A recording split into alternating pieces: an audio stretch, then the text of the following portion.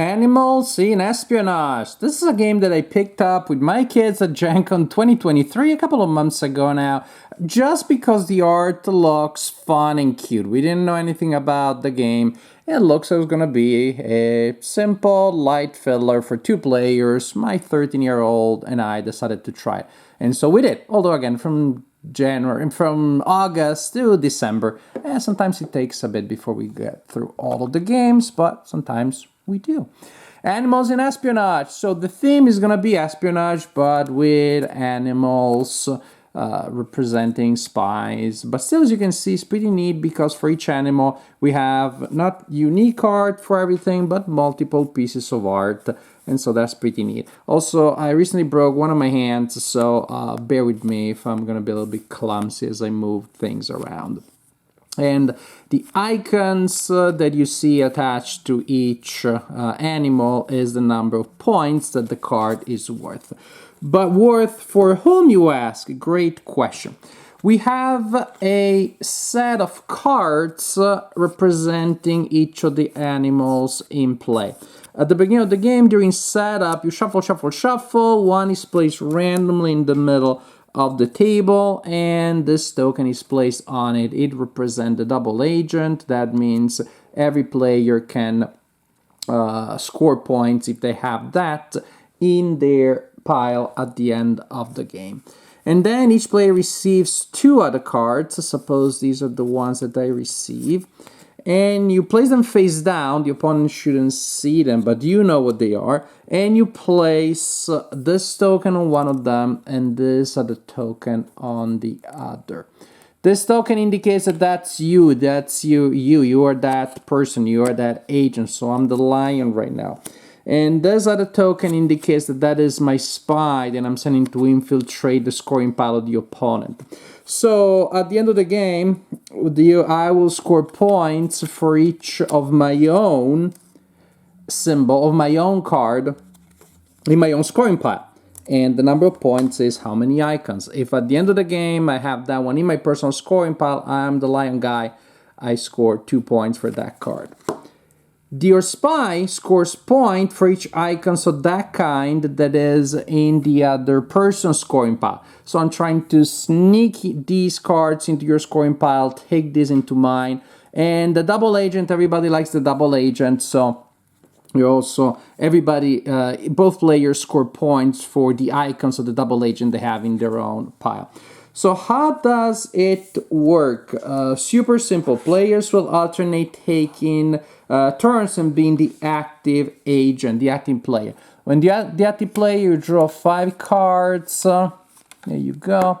You draw 5 cards, and then you split 4 of them into 2 piles. And it has to be 2, so there has to be at least a card in each. That means 2 and 2 or 3. And 1, no other options. And suppose that these are the 2 piles that I have prepared there. Then I give the remaining card of those 5 to my opponent, who will place it into either of the 2 piles, and then will collect one of the piles and leave me the other. So suppose that they place it there and they collect that one and they leave this one to me. Now they are the active players, so they draw 5 cards and they will form 2 piles and give me 1. And suppose that they are doing that, and they give me that. And now it's my turn. Remember, I'm the lion, and so I may want to bring home a lot of lions, and also this happens to be my agent that want to go in the other pile. So I'm going to do that. I'm going to take that pile, and I'm going to give that to them. We continue like this until all cards have been assigned and they are in the player's scoring piles. At that point, there is a final phase, which gives value to the secrecy of these roles being assigned at the beginning, because each player receives a board with the 6 main animals and these 3 betting tokens, in which I'm trying to figure out who the opponent is. And so, for example, I know that's not the lion and the fox, because that's me. I know it's not the owl, because that's the double agent. But based on their gameplay, I think they're most likely to be the octopus, say, maybe a little less likely to be the monkey, and not particularly likely to be the gecko. The opponent is doing the same with their tokens. We reveal them, and then we score points on the token that we placed on the correct animal. So, for example, if my opponent is the octopus, then I score 3 points for that. Plus, I score, remember, a point for each icon of my kind in my own victory, in my own scoring pile, and a point for each icon of my spy in their scoring pile. Highest score wins the game. Now, this is the basic game. We also have 2 mini expansions, one with the mole. With the mole, you add these cards to the deck, so there are going to be more cards. But now each time you're going to draw an extra card there, and a card is going to be face down. So that's pretty neat because it adds a little more bluffing, because you will want to get these moles to your opponent because they're negative points, basically. And also, another thing is maybe there is no mole and I'm simply playing a card face down because I'm trying to hide the fact that I really want you to take a lot of these cards, or I really am trying to collect a lot of these cards. So it adds an extra layer of bluffing, not just about the mole cards themselves, but also about the other hidden roles, and makes that game a little more interesting. Another thing, another mini expansion that creates a variant is when the double agent is so deep that no one knows at the beginning of the game who that is. So you place that face down. You also replace a card of each type, one for the fox, one for the gecko, one for the lion, etc., in the basic deck. So actually, when you play with this expansion, it does not change the number of cards overall. But the first player to collect 3 cards with this inspector here, Inspector Walrus, then figures out who the double agent is, and they can peek at the card, and now they know. And now my opponent sees me collecting a ton of cards of a certain kind, and maybe they get suspicious, or maybe I'm bluffing. And actually, this is the beauty and simplicity of the game. Animals in Espionage, Natural Selection is a very simple game, but is also, precisely because of that, is an excellent 2-player filler.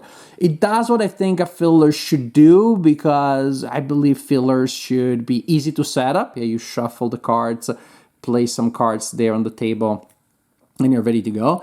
It should be easy to explain, and I think I covered all or most of the rules in 5 minutes. And then you can play it in 10 minutes or so. 15 minutes here on the box, that's too long. I still have to see a game that lasts 15 minutes. However, my 13-year-old and I played it for a lot more than 30 minutes because we keep going and going and going, because the game is very good, it's really fun, and we just kept going one game after the other. Very fun, very enjoyable. And again, it's pretty impressive when you take a mechanic and you like such as I cut, you choose, and you strip it down to, well, that's really all that there is. I add a card, and then I cut, my opponent adds a card, and then they choose, and that's as simple as that.